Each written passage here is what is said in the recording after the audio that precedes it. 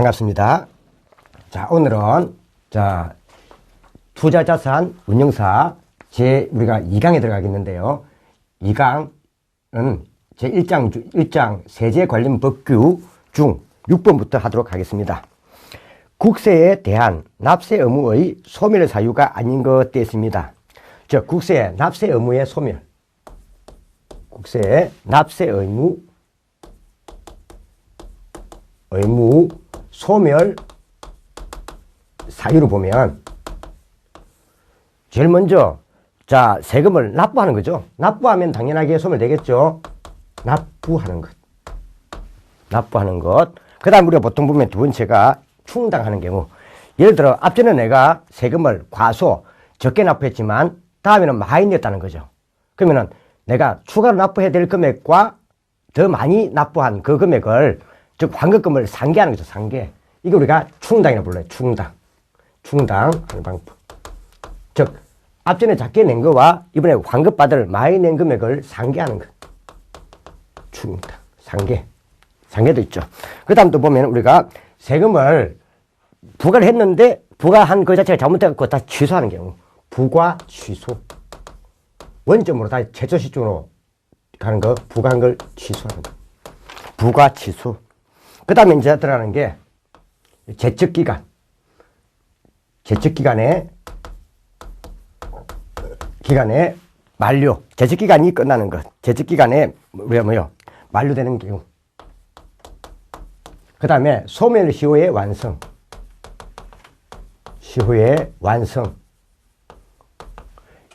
이 사유가 발생하면 국세 납세 의무가 소멸됩니다. 그래서 국세 납세 의무의 소멸 사유는 크게 5가지가 있습니다.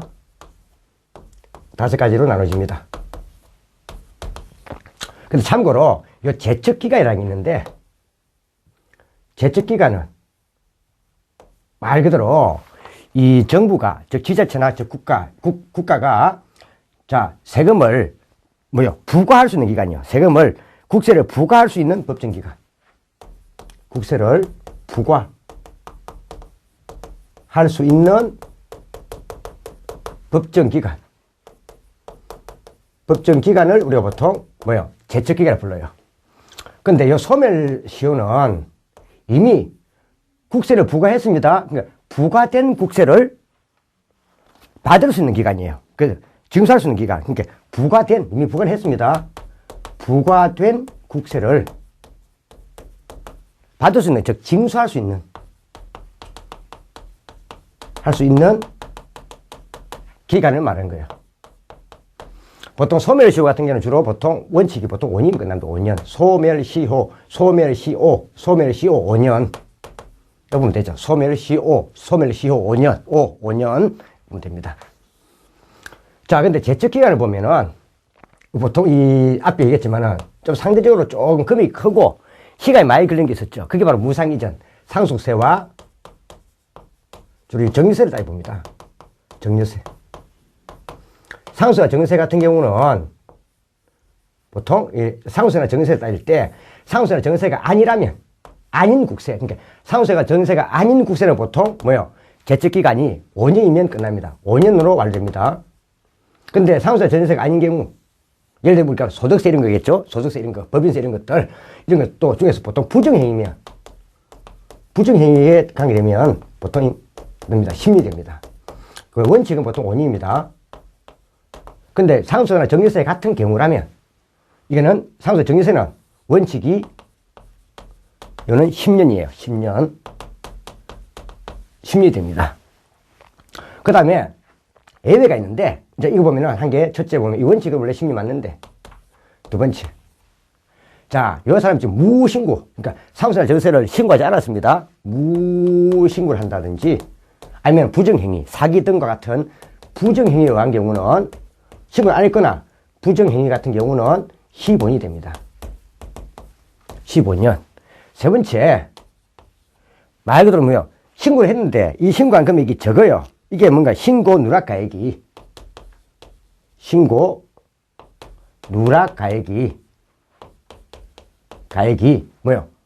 50억 원을 초과합니다. 억 원 원을 초과합니다. 초과. 50억 원을 초과한 경우, 한 경우는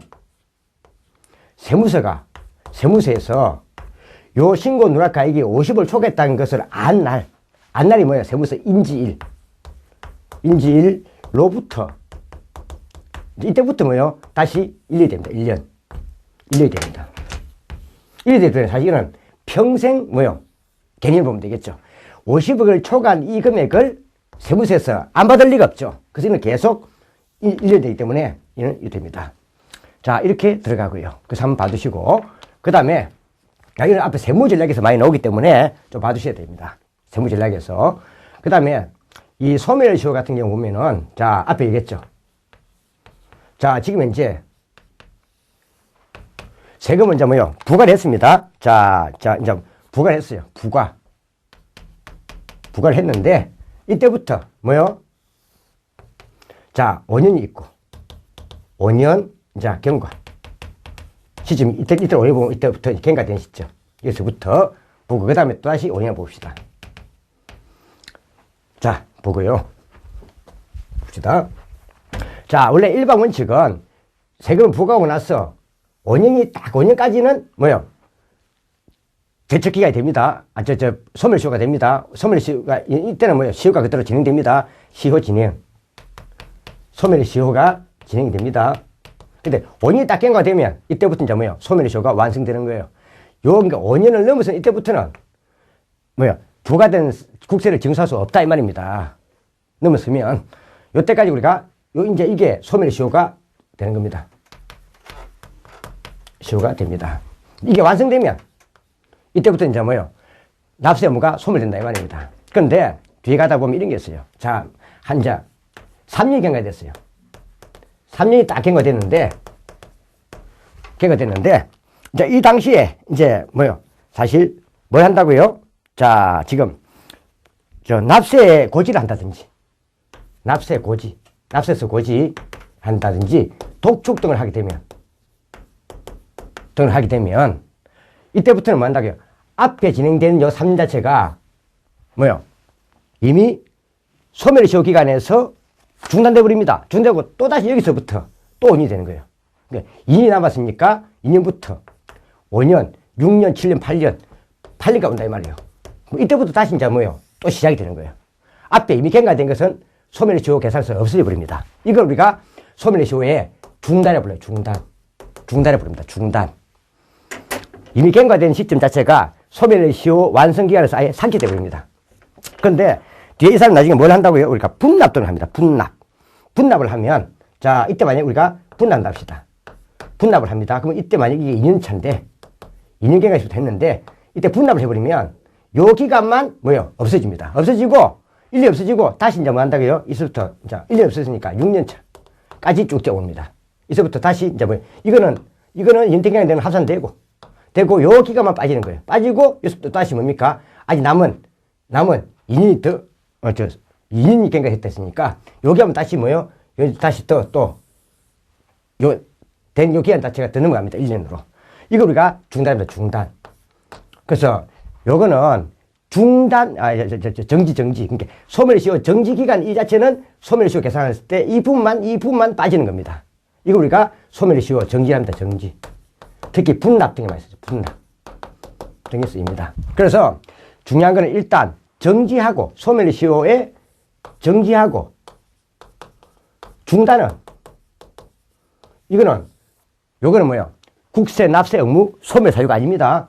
중단은 이때부터 다시 5년이 시작되는 거고, 정지는 요 기간만 소멸시효 계산에 빠지는 거예요. 그럼 앞에 기간은 인정해 주는 겁니다. 다시 이제 요 기간만큼이 더 더해지는 겁니다. 추가로. 이는 정지를 하는 겁니다. 그래서 소멸시효 정지와 소멸시효 중단은 국세 납세 의무 소멸 사유가 아니라는 점. 답은 사항이 되겠네요. 사항. 소멸시효 중단은 납세 의무 소멸 사유가 아니다. 자, 그래서 한번 봐두시고 6번. 자, 거기에 대해서 제가 그 뒤쪽에 박스를 처리해서 잘 정리해 두었습니다. 한번 읽어보시면 되고. 자, 7번. 다음은 국세의 제척 기간에 관한 자료이다. 가로 속에 제척 기간이 잘못된 것은 되어 있습니다. 자, 지금 현재 제척기간이니까 지금 이제 요걸 설명하고 있는 거네요. 요 부분, 요걸 설명하고 있는 거네요. 사기 등 부정한 방법인 경우 상속 정려입니다. 자, 상속 정려인 경우 무신고나 부정은 15년입니다. 15년 한다 되고요. 그 다음에 사기 등 뭐요? 부정한 방법인 경우 뭐요? 자, 국세네요. 그는 상속세가 전세가 아닌 경우죠. 상속세가 전세가 아닌 경우니까 부정행위는 10년이 되고, 그 다음 이항은 10년이죠. 그 다음 과세표준 신고서를 제출하지 않았습니다. 않았는데 이게 뭐예요? 않았는데 이게 상속정려네요. 상속정려 같은 경우는 무신고네요. 이는 15년이 됩니다. 무신고는 15년. 신고를 안 했으니까 무신고. 그 다음 신고가 누락가액이 50억을 초과한 상속세나 정리세입니다. 이때는 세무서 인지로부터 1년입니다. 1년. 자, 그래서 답은 4번이 틀렸네요. 세무서 인지로부터 1년 해야 되죠. 자, 제척기간. 그 답은 4항이 틀렸고, 다음 8번 국세의 2차 납세 의무가 나왔습니다. 자, 그러니까 말 그대로 우리가 주된 납세 의무자가 있는데, 주된 납세 의무자가 있는데 요 사람이 자 뭐요? 세금을 낼 능력이 없거나 이 사람 세금을 뭐요? 못 내는 겁니다. 이러면 연대적으로 다음 사람이 내는 것을 우리가 2차 뭐요? 납세 의무라고 합니다. 2차 납세 의무를 합니다. 그러면 요 주된 납세 의무자가 세금을 내지 못할 때는 2차 납세 의무자에게 세금을 받아가겠다는 겁니다. 국가가. 이걸 말합니다. 그래서 한번 넘겨보시면, 자, 주된 납세 의무자가 해산부입니다. 해산. 자, 해산을 하죠. 해산할 때는, 자, 뭐요? 청산인이나 잔여재산을 분배받은 자는 됩니다. 청산인. 또는 뭐요? 자, 납세 의무자, 분배받은 자, 잔여재산, 재산 분배받은 자, 잔여재산을 분배받은 자가 됩니다. 자, 되는데, 이 경우는 뭐요? 분배받은, 또 인도받은 요 금액 안에서 받습니다. 분배 또는 인도받은 가액, 분배 안에서 받습니다. 자, 그래서 이 경우는 어디까지 내면 된다고 이 사람은요, 내는 것은 받은 금액, 받은 가액, 분배 또는 인도받은 가액, 범위 안에서 이 사람이 납부하는 겁니다. 몇 수 있습니다. 두 번째 봐야 될 것은 이제 주권 비상장법이 있습니다. 주권 비상장법이 있습니다. 상장 안 했네요. 그러니까 거래소 시장에 거래소에 상장하지 않은 법입니다. 법이니까 지금 현재 주된 납세자인데 이 사람이 세금을 못 내는 겁니다. 이때는 두 개 나눠집니다. 무한 책임 사원하고 그 다음 일정한 과점 주주가 있습니다. 무한 책임 사원. 또 무한 책임 사원은 말 그대로 뭐야? 이런 무한죠, 무한. 그는 한도 제한 없이 다 내야 됩니다, 이 사람은. 한도 제한 없이 모두 몽땅. 주된 납세자가 내지 못하면 세금을 몽땅 납세할 2차 납세 의무입니다. 이는요, 자, 한도 제한이 없습니다. 이는 말 그대로 뭐요? 자, 모두 내는 겁니다. 모두. 무제한입니다. 그러니까 주된 납세 의무자가 내지 못한 모든 세금을 무한 책임 사원은 다 자기가 부담해야 됩니다. 근데 과점주주는 부족액에다가, 즉, 못 낸 부족액에다가 곱하기 자신의 지분 비율만큼만 부담하면 됩니다. 지분 비율만큼만 부담하면 됩니다. 다음, 세 번째. 자, 무한 책임 사원이나 과점주주가, 그러니까 무한 책임 사원이나 과점주주가 주된 납세 의무자입니다. 거꾸로 무한 책임 사원 또는 과점주주, 이게 반정하는 거네요. 이 사람이 지금 현재 주된 납세 의무자입니다. 이때는 자, 2차 납세 의무자가 바로 요 무한 책임 사원이나 과점주주의 법인입니다. 법인 납부해야 됩니다. 요 법인 같은 경우는 자, 순자산 가액에다가 순자산 가액에다가 요 사람의 뭐요? 지분 비율만큼 하면 됩니다. 지분 비율만큼 곱한 게 됩니다. 그 다음에 네 번째, 사업 양도인 같은 경우는 사업 양수인이 2차 납세 의무이 됩니다. 그러니까 사업 양도인이 세금을 내지 못한 부족하게 대해서는 양수한 자산 가액 범위 안에서 사업 양수인이 내는 겁니다. 그래서 요것만 좀 봐주시면 되겠네요. 간단하게. 시험 어렵게 내는 건 아니니까. 자, 그래서 8번. 자, 국세의 2차 납세 의무에 관한 설명으로 옳지 않은 것은. 자, 본래 납세 의무자가 비상장법인입니다. 비상장법인. 요 경우는, 자, 무한책임 사원은 부족액에 대한 지분 비율만큼, 부족액에 대한 지분 비율만큼은 누가 하는 겁니까? 과점주주죠. 과점주주죠. 따라서 이는 무한책임 사원은 뭐요? 부족액 모두에 대해서 2차 납세 의무를 집니다. 부족액 모두. 그 답은 1항이 틀렸네요. 부족액에 대한 지분 비율은 우리가 뭐요? 상장법인 같은 경우는 누구? 과점주주입니다. 그래서 1항이 틀렸고, 본래의 납세 의무자가 해산법인입니다. 이때는 청산인이나 잔여재산을 분배받은 자가, 그 자가 분배 또는 인도받은 자산 범위 안에서 내면 되는 겁니다. 2차 납세 의무. 다음 세 번째. 본래 납세 의무자가 무한책임사원일 때는 뭐요? 법인은 2차 납세 의무를 부담합니다. 그러니까 본래 납세 의무자가 뭐요? 무한책임사원이나 과점주주인 경우는 법인도 2차 납세 의무를 진다는 겁니다. 이게 반대로 가는 거죠. 자, 받으시고. 다음. 본래 사업 납세 의무자가 사업 양도인 경우, 양소인은 양수한 자산 가격 범위 안에서 뭐요? 2차 납세 의무를 부담해야 됩니다. 그래서 한번 봐주시고요. 그래서 앞쪽에 내가 나와 있는 요 국세 관계된 총괄적인 내용들이니까 이런 것들은 다 잘 봐주셔야 됩니다. 전부 다 공통입니다. 공통. 다음 9번. 수정신고와 경정청구 및 기한 후 신고가 있습니다. 기한 후 신고. 이 보면 한번 봐주시면, 자, 이거 한번 쭉 정리했으니까 한번 봐주시면 되죠. 자, 보시면. 자, 9번. 보면. 자, 수정신고가 있고. 그 다음, 경정청구가 있고. 그 다음, 기한 후 신고가 있습니다.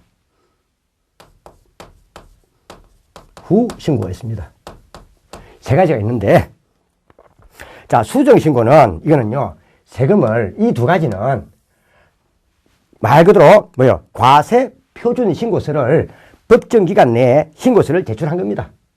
법정기간 내에 과세 표준, 네, 이만큼 세금을 낼 과세표 나왔습니다. 하고 법정, 기한 내에 신고서를 제출한 거예요. 근데 기한 후 신고는, 이거는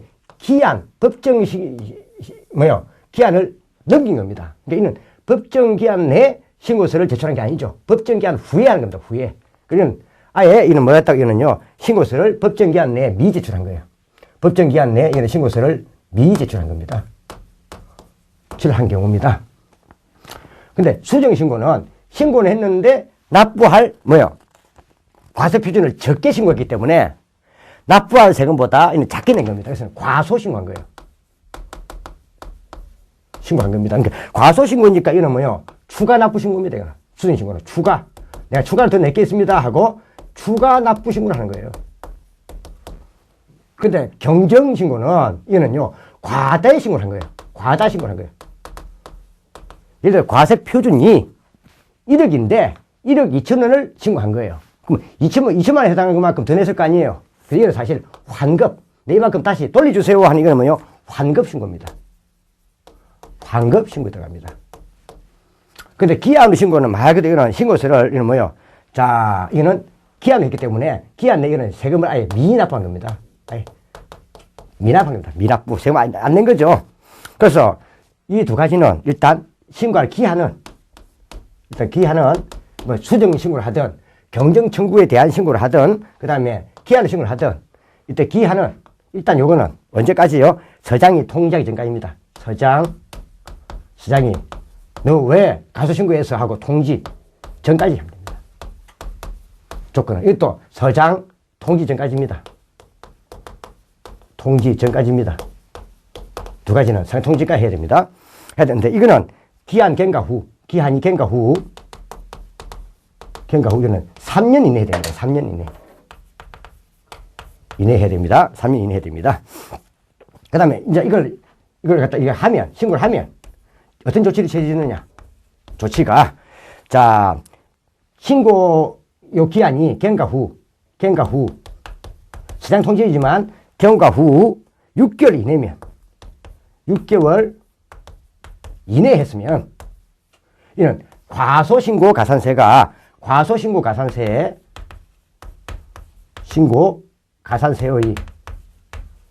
뭐야? 50%가 경감이 됩니다. 그럼 과소신고 가산세는 미납한 요 세에 50%는 뭐요? 부담하는 거죠. 50%를 경감해 줍니다. 근데 경정청구 같은 경우는, 자, 경과 후 3년 이내에, 자, 이걸요, 우리가 청구를 하면, 청구하겠죠? 청구를 하면 모두 환급을 해줍니다. 자, 과다 납부세액을 환급받을 수 있습니다. 환급을 받을 수 있습니다. 그런데 미제출 이거는 신고 기한 후, 이거는 경과 후, 이거는 6개월, 1개월 해야 됩니다. 경과 후, 뭐요? 1개월 내에 하면, 1개월 이내에 하면, 이내에 신고하면, 자, 이거는요, 자, 이거는 신고 불성실 가산세겠죠? 신고 안 했으니까. 신고 불성실 가산세. 똑같이 50%가 경감됩니다. 50% 경감되기 때문에 이것도 50%는 납부해야 되겠죠? 50%는 납부해야 됩니다. 50%는 부담해야 됩니다. 이 뜻입니다. 그래서 이거는 한번 법정 신고기한 내에 했다 하더라도 작게 한 경우와 많이 신고한 경우, 요거는 아예 신고를 안 한 거죠. 법정기한 내에. 자, 그럼 1항 9번 수정신고와 경정청구 및 기한 후 신고에 관한 설명으로 옳지 않은 것은, 자, 이 문제 9번 문제 1항 과세당국에서, 자, 결정 통지를 하기 전까지 과세 표준 수정신고서를 제출했습니다. 그럼 이는요, 과소신고니까 이는 말 그대로 뭐예요? 수정신고네요.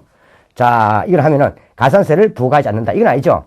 50%는 경감이 되지만, 50%는 경감이 되지만 50%는 부담해야 됩니다. 자, 그래서 1항이 틀렸고요. 50% 경감이 되고 50%는 부담해야 된다.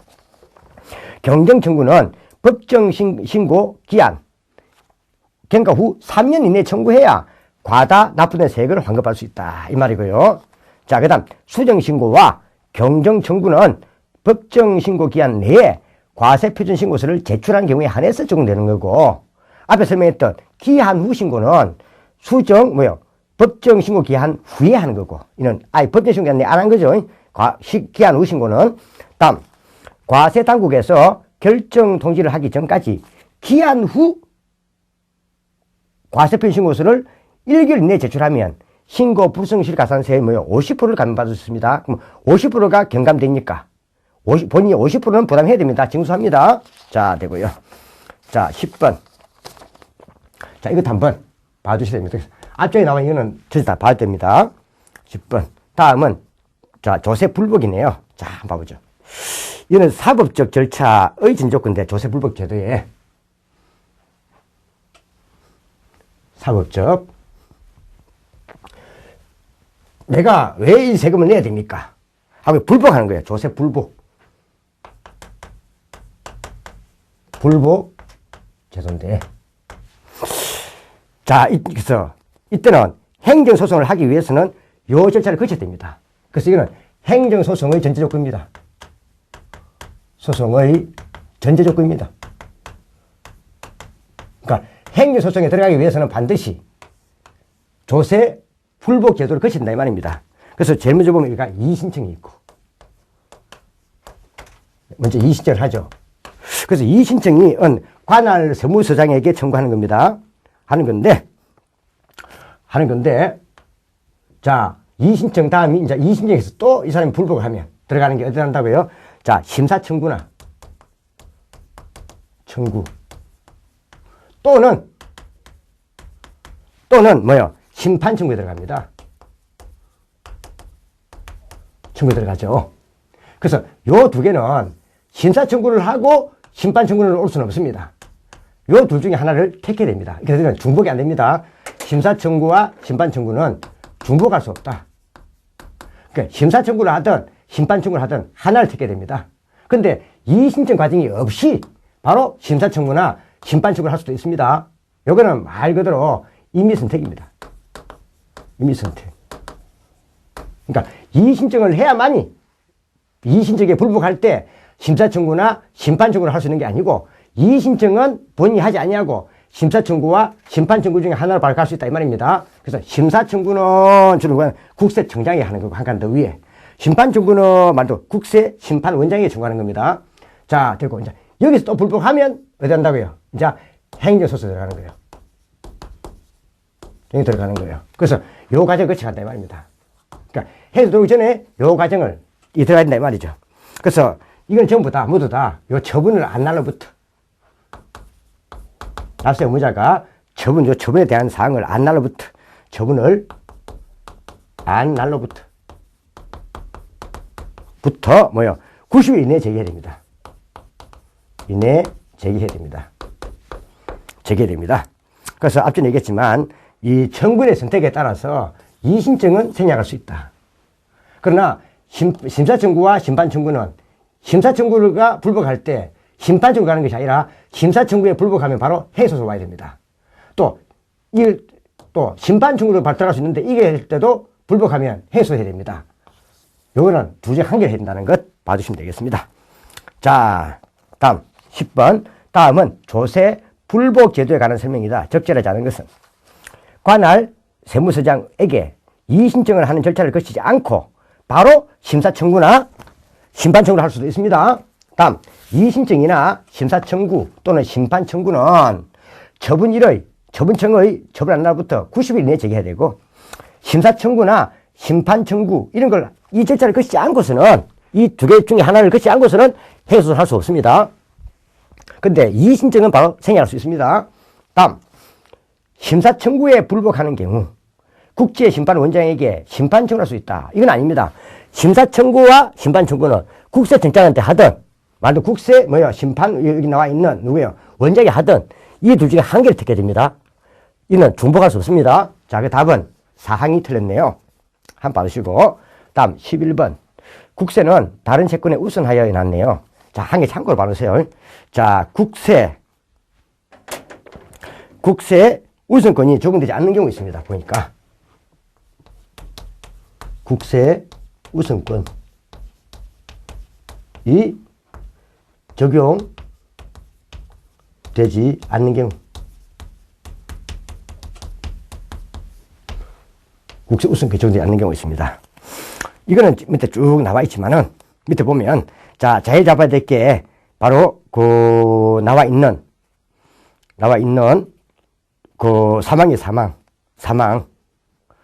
좀 잡아야 되겠는데 선집행, 지방세 등의 가산금과 체납 처분비 이런 거 보면 되고요. 그 다음에 사망을 딱 보면 그 밑에 해설에 보면 법정 기일 전에 설정된 법정 기일 전에 자, 설정이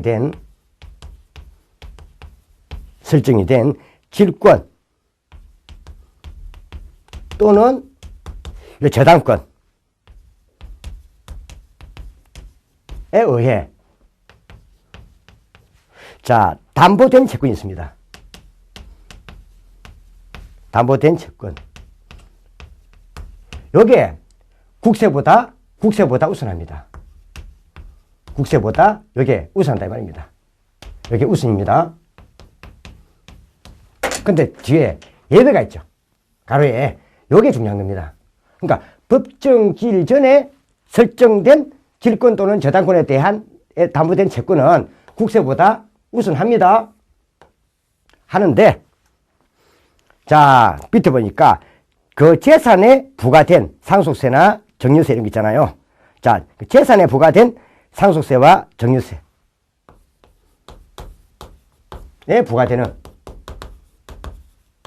부과되는 바로 뭐요? 그러니까 앞에 그 세금이 있습니다. 국세가 있습니다. 이거는 재산 가액에다가 부과하는 겁니다.